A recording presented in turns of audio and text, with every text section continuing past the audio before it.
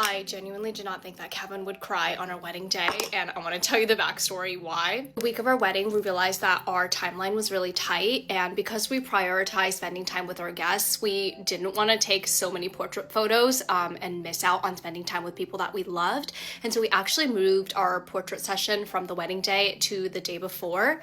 I still wanted to do a first look with Kevin, and so we did not take portraits in my ceremony dress, but we did take portraits in my second very dramatic sparkly dress. I honestly didn't think much of it, but when Kevin saw me in that sparkly dress, he started to tear up, I started to cry, and there were actually no cameras on us at that time, so it ended up just being a private moment for the two of us. When we did our actual first look the wedding day, that dress, the ceremony dress I chose, was very me. It was very simple, it was a ball gown, there was no sparkles, no glitter, no lace. Because it's far less dramatic, I think it also didn't elicit as much of a response in Kevin, and similarly, like, because we already had that faux moment, we kind of just like laughed and we joked during our first look instead of having it be this emotional thing.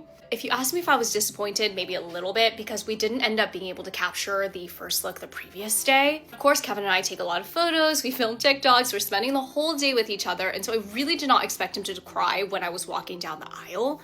As I'm walking down, I'm definitely like a little bit tearful, emotional, but just like kind of around the rims of my eyes, and I walked down and I did not have my contacts in, so it wasn't until I walked all the way down that I saw Kevin and I saw tears like streaming down his face.